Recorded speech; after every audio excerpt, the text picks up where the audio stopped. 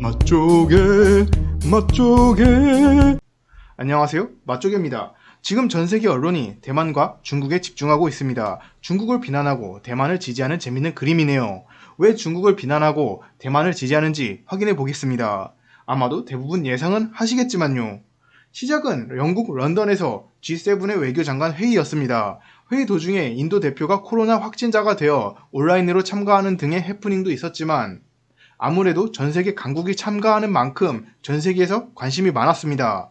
이번 G7의 회의는 각국의 외교부 장관들의 회의이고 6월에는 각국 정상들이 모여서 정상회담을 할 거라고 합니다. 아무튼 이번 외교회의는 G7 참가국인 미국, 영국, 캐나다, 프랑스, 이탈리아, 독일, 일본뿐만 아니라 옵저버로 우리 한국과 호주, 인도 등이 참가하고 있습니다. 이 회의에서 여러 가지 설명들이 나왔죠. 미얀마 사태, 중국, 대만, 그리고 북한. 이런 서명 중에서 G7은 대만의 WHO, WHA의 참가를 지지한다를 이야기해 보겠습니다. 저번에 저도 한번 영상으로 다루었죠. 세계 정부가 아닌 의회에서 주체적으로 대만의 WHO 그리고 이 WHO 세계보건기구의 총회의인 WHA 세계보건총회에 대만을 집어넣자는 움직임이 있었다는 영상 괜찮다면 한번 참고해 주시면 감사하겠습니다.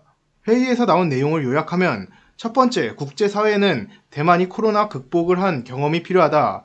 대만은 코로나 극복에 가장 앞서 있고 이러한 경험을 본받아야 한다. 그리고 이에 WHO에 대만을 집어넣자. 전에 만든 영상과 상당히 중복되는 내용입니다. 다만 의회가 했냐 정부가 했냐에서 큰 차이가 있다고 보입니다. 두 번째, 대만의 해안 평화 안전에 우려를 표한다. 지금 중국은 군사적으로 대만을 위협하고 있고 이에 세계는 이를 주목하고 있다는 것을 보여주고 있습니다.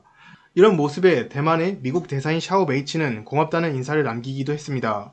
그리고 이러한 코로나에 대한 관심은 세계에서 엄청났기에 인도의 리파블리카라는 신문에서도 G7에 관한 뉴스를, 터키에서도 대만의 참가에 대한 기대감을, 브라질은 대만의 인권 침해에 대해 중국에 대한 비판을, 세계가 대만을 주목하는 것을 볼 수 있습니다. 이것은 대만의 외교 정책의 선곡이 아닐까 싶습니다. 대만은 정말 똑똑한 외교 정책을 보여왔습니다. 중국의 여러 압박과 탄압을 대만에게 할 때 대만은 도와주세요가 아닌 도와드립니다 라는 전략을 가지고 나온 것이죠.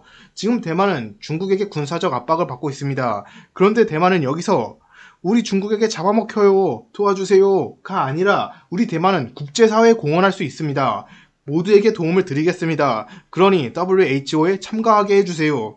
이런 외교 정책을 펼친 것이고 성공했습니다. 실제로 대만은 코로나 극복에서 가장 성공적인 나라이고 여러 나라들에게 의료품을 보내는 등 도움을 주고 있는 국가이죠. 이런 모습은 K-방역이 성공적이라고 자화자찬하다가 처참할 정도로 무너져버린 문재인 정부가 배워야 할 외교 전략이 아닐까 싶습니다. 지금 중국은 반대하고 있지만 여러 나라들이 대만의 WHO의 참가를 기대하고 있습니다. 지금 반도체 산업을 크게 주도하는 삼성의 라이벌이라고 하면 대만의 TSMC 정도이죠. 물론 삼성이 앞서고 있지만 대만의 이런 모습은 미국에게 중국 압박에 하나의 선택지가 더 생긴 것이기에 우리나라에 보이지 않을 불이익이 어느 정도는 있을 거기에 솔직하게 마냥 기쁘지만은 않습니다. 그리고 G7에서 주목해야 할 다른 문제도 있죠. 한국인이라면 민감하게 반응해야 할 북한 문제. 요약하자면 첫 번째, 북한의 정치범 수용소 등 북한 주민 인권 유립 문제. 두 번째, 불법 대량 살상 무기, 탄도미사일 폐기 및 한반도 완전 비핵화. 세 번째, 북한의 도발 자제. 이러한 목적으로 바이든 정부의 외교 정책 및 남북 대화를 지지한다는 이야기가 나왔습니다. 여기서 우리 대한민국은 어떠한 입장을 취해야 할까요? 5월 21일 한미 정상회담을 합니다. 그리고 한반도 비핵화를 논의하겠죠. 여기서 걱정되는 게 바이든이 원하는 북한 전략과 문재인이 원하는 북한 전략의 방향성이 너무나도 다르다는 것이죠. 과거 트럼프는 철저한 미국 위주의 그림으로 북한 전략을 가져갔습니다.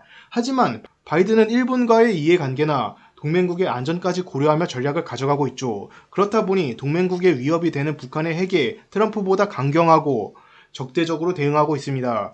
특히 이번 정상회담에서는 바이든이 중점적으로 보려고 하는 사항은 백악관 문 방문, 철통 같은 동맹 부각할 것, 철통 같은 동맹입니다. 최근 문재인 대통령의 행보에서는 미국에서 정말로 동맹국인가? 라는 소리가 나왔습니다. 그리고 옆에 있는 일본 역시 한국은 정말로 자유주의 진영의 국가인가? 라면서 이간질을 했죠. 지금 미국이 원하는 그림은 한미의 철동 같은 동맹으로 북한에게 큰 압박을 주어서 북한의 비핵화를 이끌어내는 것으로 보입니다. 여기서 저는 문재인 대통령이 중국, 북한을 지지하는 것은 미국에게 더 이상 한미동맹은 필요 없다라고 말하는 것이고 미국도 역시 한미동맹은 더 이상 필요 없구나 라는 생각을 들게 하는 모습이라고 보입니다. 제발 이번 한미 정상회담에서는 문재인이 친중 침묵이라는 말을 하지 않았으면 좋겠네요. 이상 맛쪽이었습니다. 영상을 시청해주셔서 감사드립니다. 모두 행복하세요.